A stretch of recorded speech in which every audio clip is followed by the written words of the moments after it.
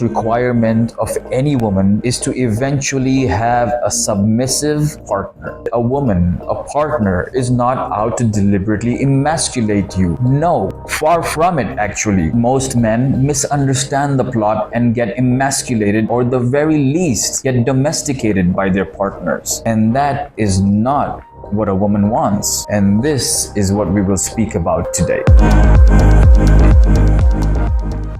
So when you met your partner, they were ambitious and goal-oriented about their career and professional status or passions and reputation in life.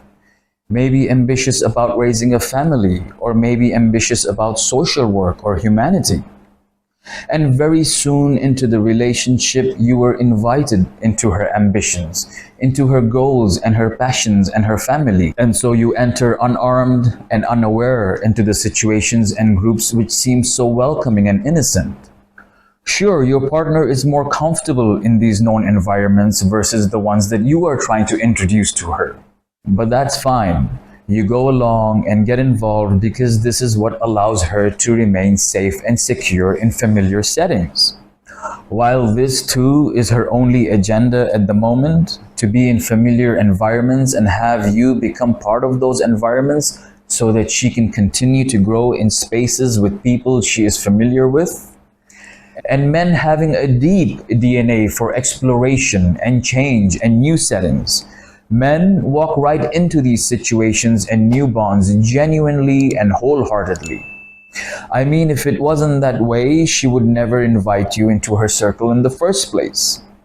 So that was your first test, and you passed. And now you are part of her familiarized environment. However, there is a subconscious agenda going on in the background. And as time goes by, you either begin to realize the agenda or then you fall right into it. It's important to know the single most requirement of any woman in a relationship is to eventually have a submissive, well-behaved partner. To being submissive to her while being well-behaved in services and in situations that involve her.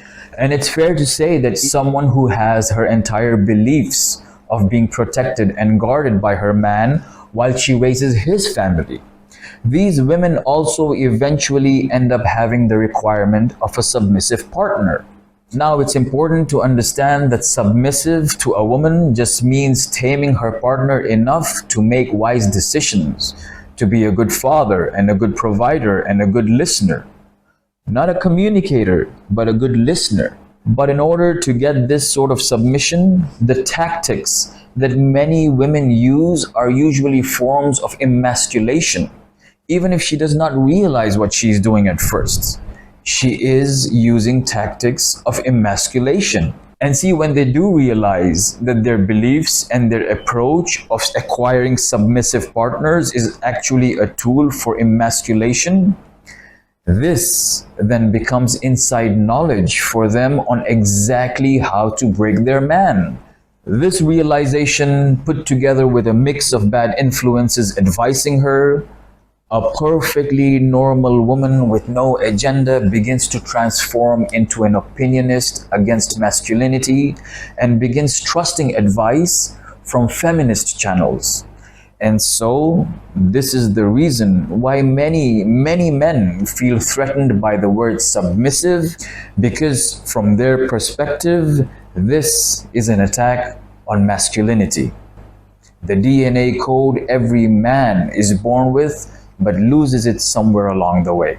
I have conducted in-depth studies on the topics of testosterone and dopamines and serotonins and prolactins and all the chemicals of these natures, and how the release of these chemicals has a direct correlation with our neurosis. These are all essential to the male species.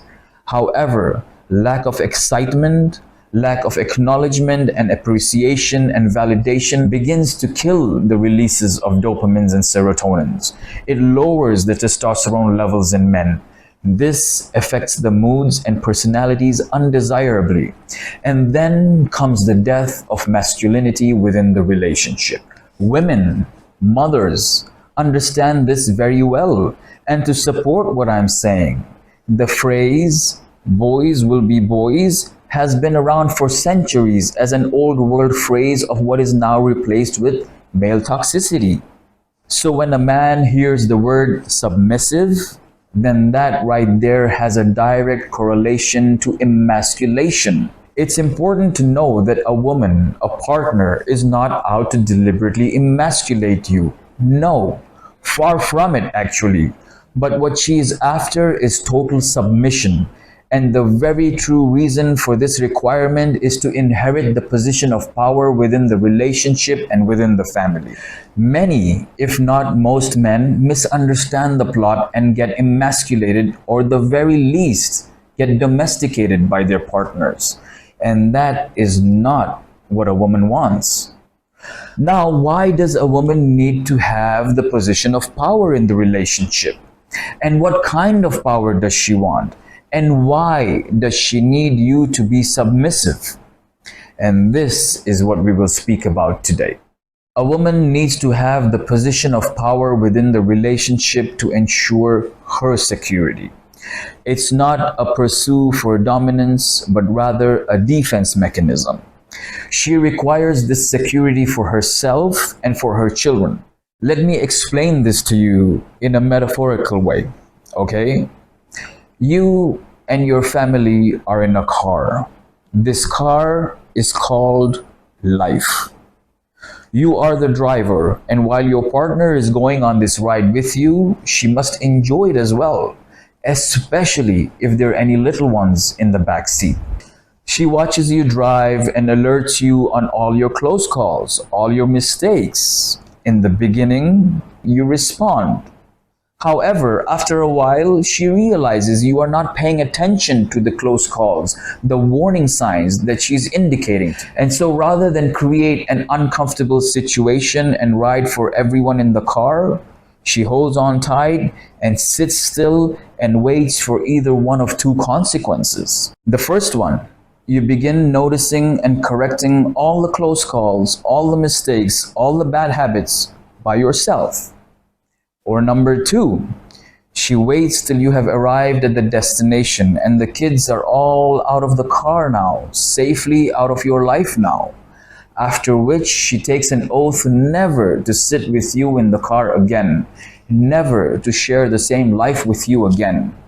She removes herself from your life, and between the time she was trying to get you to be submissive and the time that you began feeling emasculated, she was preparing herself never to have to sit with you in this car again. She was texting and making arrangements in order to be freed from the dependency she has over you. She's preparing for a new car, a new ride. I didn't say she's preparing for a new driver. She is preparing for a new ride. She is preparing herself for a new life, a life without you. But for that, she needs to be strong. She needs power. And that is why a woman needs you to become submissive very early on into the relationship. So she knows that she can count on you and she can depend on your car for being her security forever. And when she doesn't feel that, she begins preparing an exit, her own car, her own life. And we all know that only money can bring complete independency and a certain degree of power or influence, even in a small group. And she knows this too. And so then she turns her focus and attention towards that. And what may have been a simple job and not a career when you first started, starts becoming a requirement to be self-sufficient. Earn more money, have more money, save more money. That has now become her new mantra. By her having to work and earn more money, this is surely a compromise for everyone in the relationship, including her. But a well-accepted compromise. Everyone is in agreement until this point. And while she notices that your submission is becoming harder and harder, she then begins to create a financial safety net for herself. And while doing this, she is still trying to get you to understand certain things about life. Maybe from her perspective, maybe for her own security, but as a greater good, she is trying to make you understand things about life. And after a certain amount of financial accessibility and you not giving in to submission, she begins chipping in and taking over certain responsibilities. This now becomes her biggest tool till this point in order for your submission, and so she is willing to risk it. If you submit to certain things and she attains the security, then she continues to chip in. If she realizes that there is no room for any sort of submission from your side, then she shifts her contribution to other things, such as creating a sub-family within the family. More time with the children, more time getting domestic house stuff done. This is where you got to be careful and watch out, because this is the first real step she is taking to prepare herself to become a man. And she intends to be a good father to your children, because very soon your presence will not be required any longer. By this point, you have not only created an opinion in her head that you cannot be domesticated, but that you might be resonating toxic masculinity on the children and on the family. You stayed 2 years or 10 years or 20 years in that relationship, in that testing room. If you became submissive, the relationship remains, but you failed in winning her.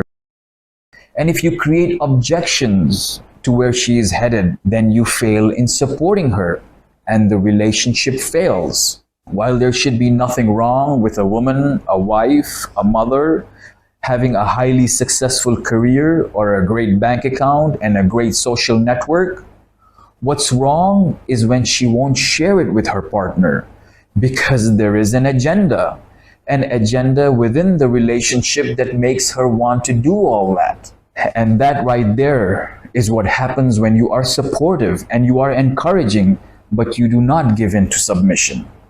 It becomes a situation of a catch-22, really. So watch out for these signs in your relationship and address them. Speak to her about it and tell her that you know what she is doing, and inform her that you know that she is doing this only in order to self-guard herself. And she will be very willing and open to have this conversation with you if done the right way and not too late into the relationship.